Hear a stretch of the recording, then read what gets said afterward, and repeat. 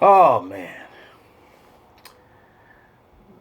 that was quite honestly the best Monday night game I've seen in the last few years. And I've seen some crazy Monday night classics very recently. Of course, a few years ago there was the Chiefs Rams game that was supposed to be in Mexico, but ended up being in at the Coliseum due to the field being bad over there. And that was a game that saw 105 total points scored. About recently, there was the crazy overtime thriller uh, between the Seahawks and Niners. This was last season, which Seahawks won in the final, literally the final seconds of the game because there's only one overtime period.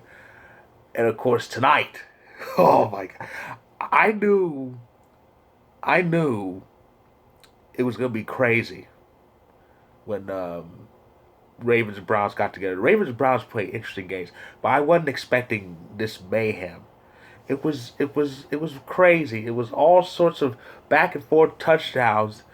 And the fourth quarter, the Ravens looked like they were gonna really get this down and clinch it. They were up like two touchdowns, but the offense stalled, and Lamar actually had to lead the game because of cramping. They put Trace McSorley in. Nothing was happening.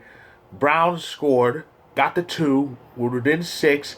Then after another bad offensive drive from Baltimore, Cleveland gets the ball back again. They score, take the lead, and then McSorley has some manages to get past midfield a little bit, but things start to stall. It's 4th and 5, and then all of a sudden, this happened.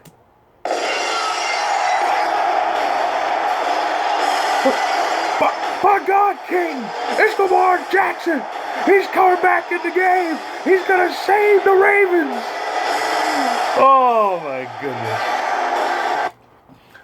But and Lamar Jackson, he did his thing. 4th and 5, touchdown pass to Marquise Brown. Yes, that's Antonio Brown's cousin. And they they take the lead, but Baker, he's doing Baker things.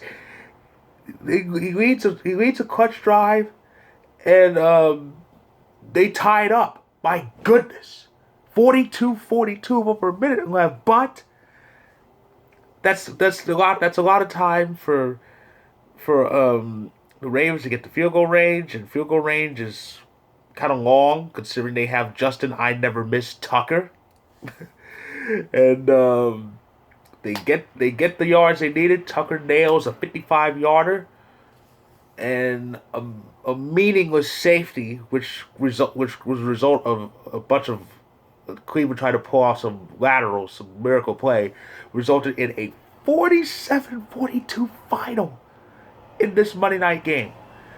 My goodness. What a way to end a very insane week 14. It's December football. December football brings out the most dramatic and insane games, and it capped off a very crazy week, which began with the Rams trouncing New England thanks to a very crazy defensive effort by the Rams. 6 sacks and a defensive touchdown, which was actually a pick six. They just went hog wild. Um, uh, Everything went right for the Packers. Everything went what it was supposed to. The Vikings lost. The Saints lost. And the Packers won. So not only did we win the NFC North for the second straight year, we are now atop the entire NFC. We are the number one team in the conference. Everything worked out as it was supposed to.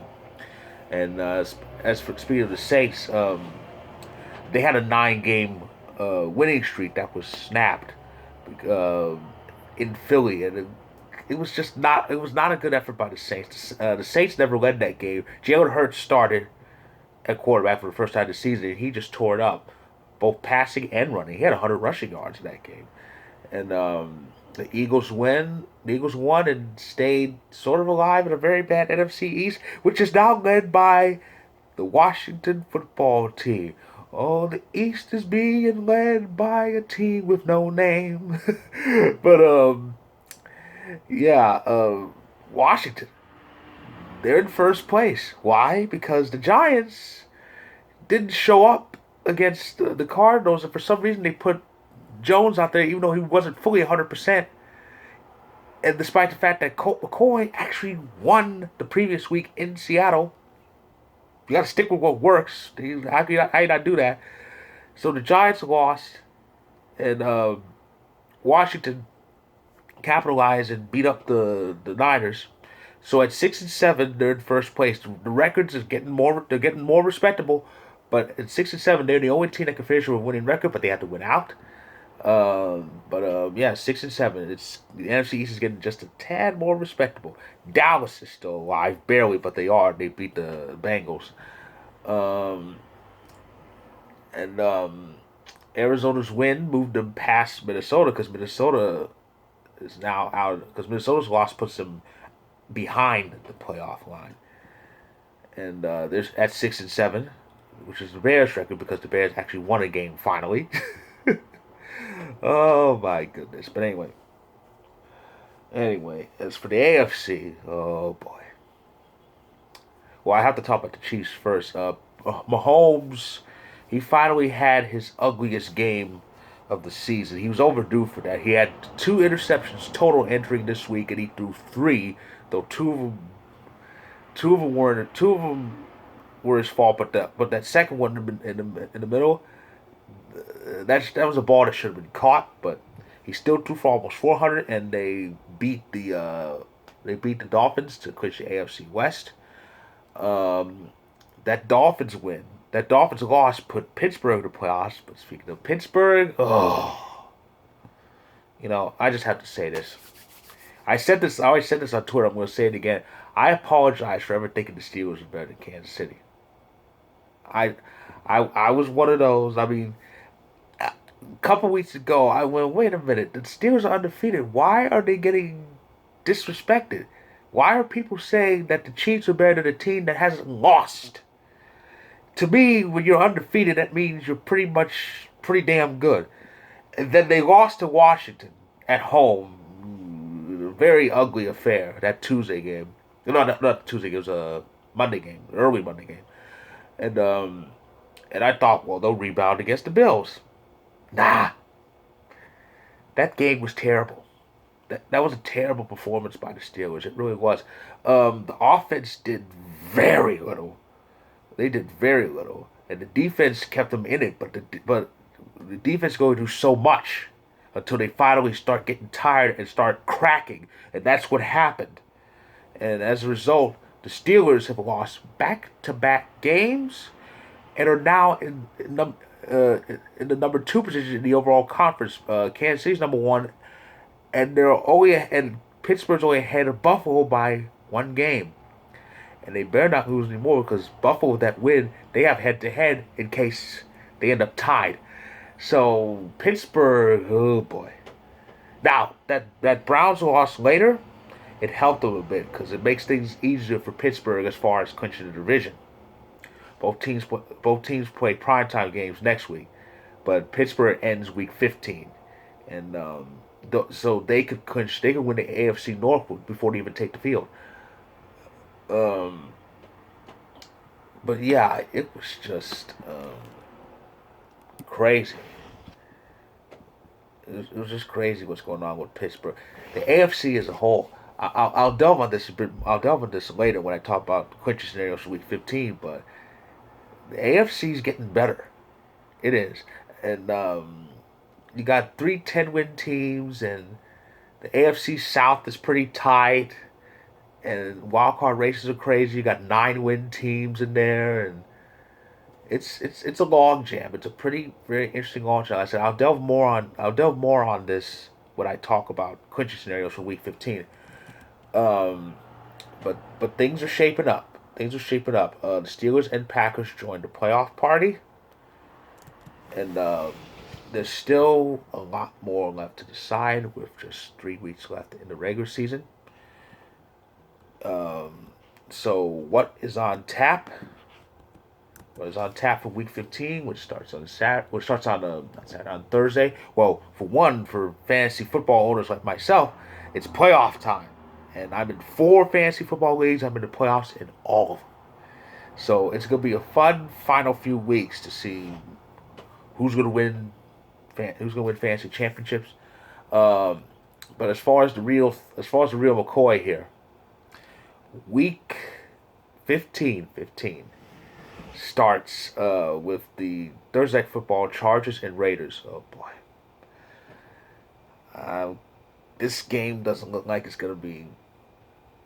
Well, it'll be interesting because of the AFC West game, but the Chargers are eliminated. They got a good last second win, but all that did was make them feel a bit better about how they do in the last second games. The Raiders are coming off a bad home loss to the Colts, and their playoff hopes could be fading a bit at 7-6.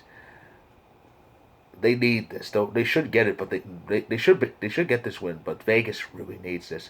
We get our first taste of Saturday football.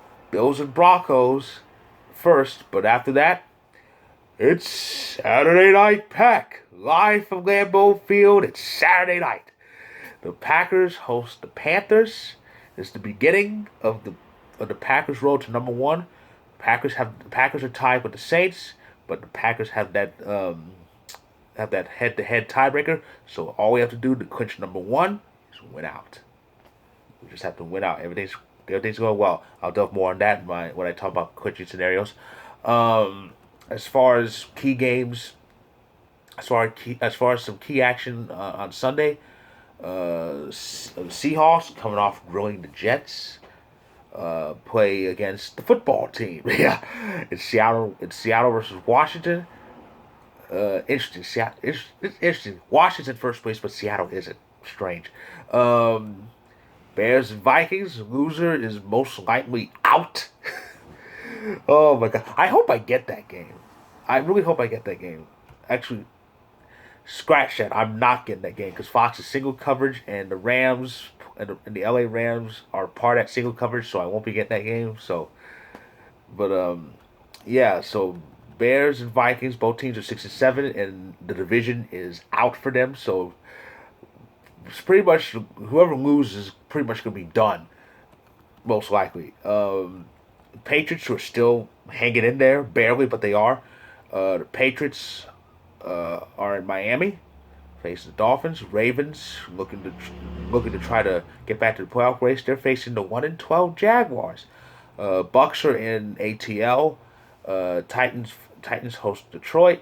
The Colts, who are tied with the Titans, they're hosting Houston.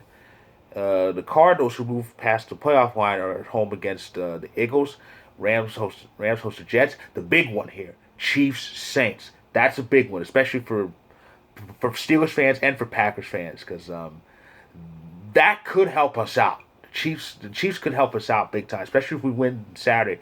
The Sunday night game is Browns and Giants. That's the new Sunday night game. It was Dallas and San Francisco, but they moved it out because Dallas is screwed and San Francisco's cooked, so they're kind of screwed because of it.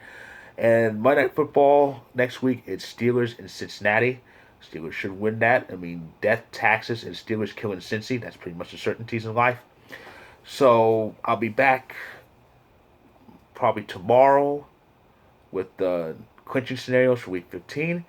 And it's going to be a fun ride. We're in the home stretch, football fans, so enjoy it responsibly.